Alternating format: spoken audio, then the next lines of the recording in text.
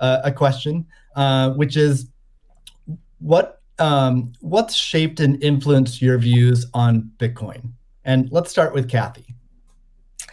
Okay, Steve, thank you. Well, the first thing was our focus on disruptive innovation. So starting in 2011, Brett Winton, our director of research, who I know will be on the program later, he started talking about this thing called Bitcoin at the time. And it was a curiosity as we were doing our brainstorms in research. But as we learned more about this open source ecosystem, that might fulfill the role of the payment system that the internet neglected to build into the system, not expecting commerce. We thought, this might be something. And then I became even more interested when I realized that my economics would come into play as well here. And Art Laffer, my mentor from USC, and a monetary scholar, in 2014, I asked him if he would collaborate on a paper on Bitcoin. And he was a bit of a naysayer at first, but agreed to read the paper. He read the paper, tore it up, and from an economics point of view, really wanted to understand this. And he said, I think you got something here. This is a rules-based monetary system. I've been waiting for this for my entire career.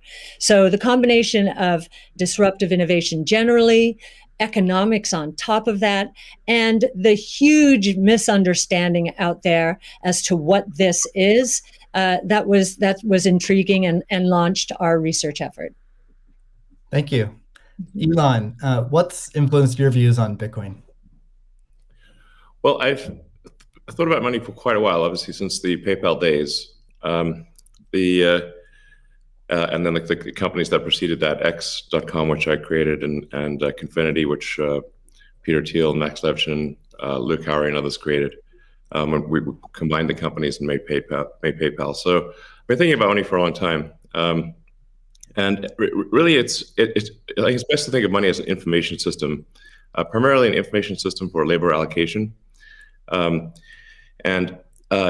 practical purposes, it exists in a series of heterogeneous databases, like very different databases in bank mainframes around the world.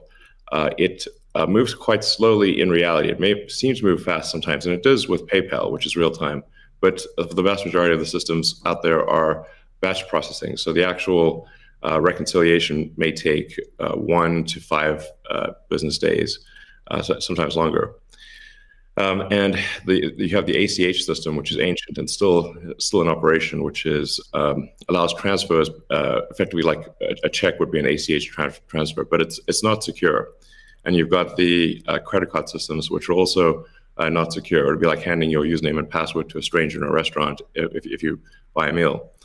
So there's definitely an opportunity for something that is better from an information theory standpoint. So and there you can think of it like data on a network. I think is the way to view it. What has the most throughput? What has the least error? What drops the fewest packets? Fraud, for example, being a source of error. And government interference in currencies being a source of error. But it's fundamentally an information system. So I think it makes sense to support something that improves the quality of information with which we conduct the economy. And Bitcoin is a candidate for that. It does, I think, some things well, and it's obviously it's evolving, and there are additional things like Lightning being done on top of Bitcoin. But Bitcoin per se is mostly solving for scarcity, or rather solving for essentially having no throat to choke, decentralized. So there's no one who can be coerced in any way to empty their Bitcoin account. Well, I guess they could technically, but on an individual basis, but the system as a whole cannot. And it has an open ledger, which is also quite good. But transaction volume is low. Transaction cost is high. and usability for the average person is not yet very good, but it has a lot of potential. And I should say that, like, I'm not, and I apologize for taking a long time, but there certainly is a lot to say. In general, I'm a supporter of Bitcoin and the idea of cryptocurrency in general. But as I've said publicly, we do need to watch out for crypto taking, especially Bitcoin, using proof of work to maybe use energy that's maybe a bit too much and not necessarily good for the environment. So, but on balance, I support Bitcoin, and I'm not an investor. The only publicly traded stock I own is Tesla, and the only significant thing I own outside of Tesla is my SpaceX stock that could help create both companies. So, but apart from that, I do own Bitcoin, and Tesla owns Bitcoin, SpaceX owns Bitcoin, and then I do personally own a bit of Ethereum and Dogecoin, of course. So. Okay, great, thank you. And we'll get into some of those issues in more depth as well. Jack, how about you? What shaped your views of Bitcoin? The network and the community. It's deeply principled. It's weird as hell. It's always evolving, and it just reminded me of the internet when I was a kid. And I encountered alt cypherpunks when I was fairly young, and this was a topic of discussion for years. I didn't touch it until 2008 when we started Square. Elon and teams at X and PayPal inspired a lot of what we were trying to do, trying to bring in more to a physical world, but we encountered this crazy predatory system that was slow, that was obtuse. And I think, one of the things that we tried to do, which X and PayPal also tried to do, is build an abstraction layer around this complication and around this predatory nature that the financial industry can tend to be, and make it work for people. But when I saw Bitcoin in 2009, you see a chance to replace the whole foundation.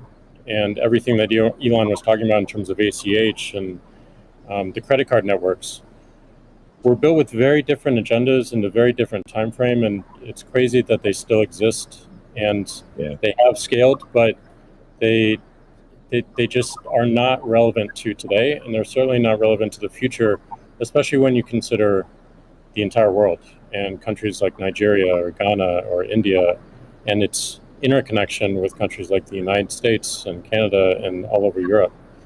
So what really drove my thinking and drives my passion around it is, like, if the internet gets a chance to get a native currency, what will that be? And to me, it's Bitcoin because of those principles, because of that creation story, because of its resilience, because of the number of tests it's been. But what inspires me the most is just the community driving it. It just reminds me of the early internet. It's the only reason that I have a career, because I learned so much from people like who are building Bitcoin today, and I continue to learn in that sense, and I'm so grateful for it. So that's a good segue into the next question I'd like to ask you, Jack. Is you said before that Bitcoin changes everything. Can you speak more to that? Well, I just think that a lot of what we experience in life, when you really get down to the foundation, a lot of our monetary policies, a lot of our monetary systems cause so much distraction and so much cost. And when you get to a system where you have the potential for people to truly own it, they can verify it themselves. You don't have to have trust going in. You don't have to trust it at all. You can verify it through source code or whatever your appetite is, and that any particular person can help drive the future of it. And at the same time, it's not controlled by any state. It's not controlled by any bank. It's not controlled by any corporation. And these three parties of people who participate in the network, people who mine, and also the developers, constantly debating the correct roadmap and the way forward, is a beautiful thing. And I don't know of many other consensus-based models that have existed at that scale for this long with this amount of success, and we're still fairly early. So when, I met a woman in Ethiopia 2 years ago, and she was trying to create the lift for Ethiopia. Elon, I think I reached out to you at that time as well because she really wanted some Teslas. She still has to take paper fiat cash from her passengers and pay all of her drivers in the same way because there's no monetary system that she can utilize. There's nothing digital. And Africa as a continent is hugely interconnected from a monetary standpoint, but also hugely taxed in that same way. So a lot of the potential that I see, the internet having a native currency helps her build her business in a much faster way. And also, if you consider something like Bitcoin existing before YouTube, before Twitter, before Facebook, a lot of the business models that we have today would not be the same. We would certainly not have the dependency we have upon the advertising business model if Bitcoin existed pre-Twitter. And I think the amount of business models that it enables, the amount of innovation it enables going forward, especially when you can consider the whole internet instead of going country by country by country by country, which you have to whenever you're doing with finance, it really just opens the aperture. And that is what I want to see in my lifetime is a currency that is standard and sound for the internet that everyone can use. Great. A hallmark of Bitcoin is its fixed supply of 21 million coins. Elon referenced that earlier. It may be the first system that humans have created that humans cannot later change. Kathy, I'm curious, with your background in monetary history and macroeconomics, what are your thoughts on that type of system? Oh, well, I'll recount the story about Art Laffer and our going through the paper. And he said, as I said, first rules-based monetary system, global, ever. This is a very big idea. Once we had convinced him of the ecosystem itself. Now, this is the role that it's playing, given that the rule is a quantity rule, that 21 million units, is really a store of value role. So there are three roles of money. Store of value, very important. The means of exchange, so for transactions, and the unit of account. Every good priced in terms of whatever the unit is. So store of value is its primary use right now. The others exist. Unit of account, reserve currency of the crypto asset ecosystem. That's being seeded a little bit towards stable coins right now. But the store of value is a very big role. And means of exchange with apps built on top of the Bitcoin blockchain, we think is going to become more of a reality. Right now, high value transactions take place over Bitcoin, and that is a very useful role. So we look at those, and I remember saying to Art, "How big could this be?" And he said, "Well, how big is the U.S. monetary base?" Well, today it's $8 trillion. $8 trillion. At the time we were talking, it was $4 trillion. So we've gone through another crisis since then. And so this store of value, this idea that purchasing power will go up over time if demand rises relative to supply ultimately fixed at 21 million units. That's a very good thing. Purchasing power going up globally around the world. And this idea that it's a hedge against confiscation of wealth.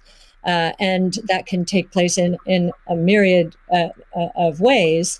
But inflation, and especially hyperinflation in emerging markets, is the primary way. Talk about destroying purchasing power.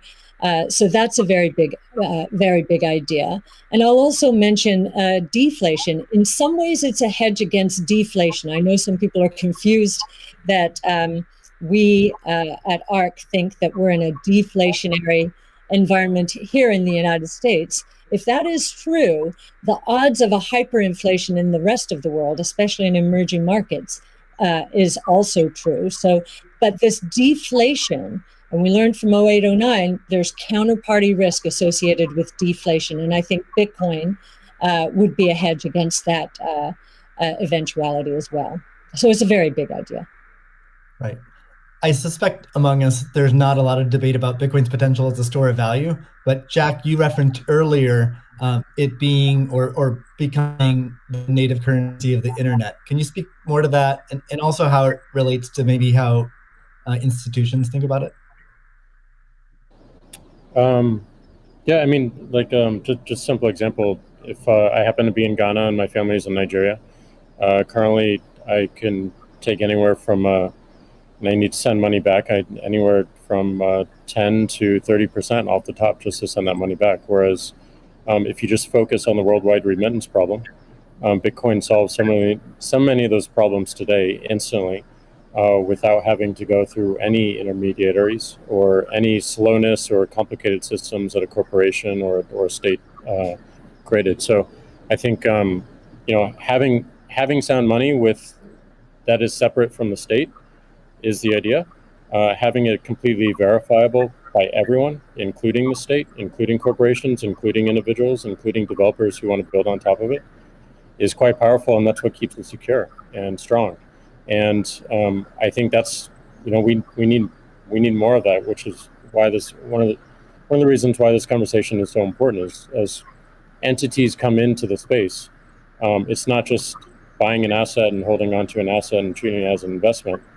There's something special that created this, and something precious and something very unique, which has to be protected, and we need to do whatever we can to help that thrive as well. Elon, I'm curious your opinion on this. You mentioned earlier about Bitcoin's throughput, or the importance of throughput, maybe some concerns around Bitcoin. Can you speak? Do you think Bitcoin can become peer-to-peer cash? Well, Bitcoin does have a fundamental scarcity limit at the base layer that's designed in. That doesn't mean you can't have some layer 2 system in theory like Lightning. And I understand Lightning is doing well in some small countries. There's some question mark as to whether you need a money transmitter license. Just a debate as to whether that's needed, given that it is not open ledger. So that's a whole separate debate, of course. But Bitcoin by itself simply cannot scale to be the monetary system for the world at base layer. But with a second layer, this is possible depending upon how that second layer is implemented. Yeah, that's part of why I think there may be some merit to something that may seem silly, like Ethereum, like Dogecoin. I think Ethereum also, like I said, the three things I own outside of SpaceX and Tesla, and obviously it's Neuralink and Boring Company, but of any significance are Bitcoin by far, and then some Ethereum and some Doge. So if the price of Bitcoin goes down, I lose money. I'm not sort of I might pump, but I don't dump. It's not a case of I definitely do not believe in getting the price high and selling or anything like that. And I would like to see Bitcoin succeed. I think there's some merit to this is not a slam on Bitcoin. There's some merit to considering something that has higher max transaction rates and a lower transaction cost, and kind of seeing how far you could take a single layer network where the exchanges act as a de facto second layer. I think you can probably take that further than people realize, and as bandwidth increases over time, latency decreases. SpaceX's Starlink is actually playing a role in this. And I think long-term, people will probably have, access to worldwide access to gigabit level connectivity at low latency, and so at low cost. And so then, your base layer could do a lot of transactions if you take that into account. So yeah, but like I said, Bitcoin with a layer 2 system, so they could scale to do a vast number of transactions. Same goes for Ethereum. Question about the scaling at the layer 1. The concern from the past 5 years of debate in the Bitcoin community is that would sacrifice too much decentralization and hurt the censorship-resistant properties of Bitcoin. I'm curious if what are your thoughts on that? Are you sensitive to that? And are you concerned about losing some of the special properties of Bitcoin or another cryptocurrency by scaling at layer 1? Yeah, I mean, these things it's helpful to use the physics tools of thinking and say, scale up, scale down, and see if it still makes sense. So if scaling up the transaction block doesn't make sense, why don't you scale it down? And have it be, so that somebody, with a laptop from 2008 can still run a Bitcoin node. Why not slow it down? Oh, you want to slow it down? Well, maybe you're at the wrong number then. there's actually there's members in the community that do want to slow it down, but I understand your point. It's silly. The reality is the average person is not going to run a Bitcoin node. So this is and Bitcoin. It was a lot of clever ideas, but these parameters were set. I don't know in 2008 or something, maybe 2009. And there's been some improvements since then, but not a lot. So, it's sort of if there was still in 2008 there was still a non-trivial number of people on modems. So, now it is quite common to get 100 megabit connection just for a house. Some houses have gigabit connections. So, and that trend is obviously in the direction of higher bandwidth and lower latency. And if somebody else doesn't do it, Starlink certainly will. So I have high confidence that you will be able to maintain a decentralized finance system while still having a much bigger blockchain, aka ASCII text ledger, a hash ledger. You can make the hash ledger bigger without suffering from decentralization as the average connectivity improves, obviously. One idea would be to to put a Bitcoin full node in Starlink terminals. That way more people would be running it. Actually, I have run this by the team at one point. I had this idea, which is kind of off the wall, but let's say you need a little space heater. And normally your space heater would just be pure entropy. Well, what if that space heater was also a Bitcoin, Ethereum, Doge mining node? Pick your currency. And so then you'd be heated up, and you would also mine your crypto and have connectivity in one. I love that idea. Yeah, I mean, better than running a space heater. Absolutely. Are there any other, so you're drawn to Dogecoin a little bit. Are there any other gaps in Bitcoin that you see that cause you to be drawn towards Dogecoin? Oh, I think, I think there's Doge has the Doge community. I think is somewhat irreverent, obviously, and has great memes and loves dogs, and I love dogs and memes, and it doesn't take itself too seriously, and I think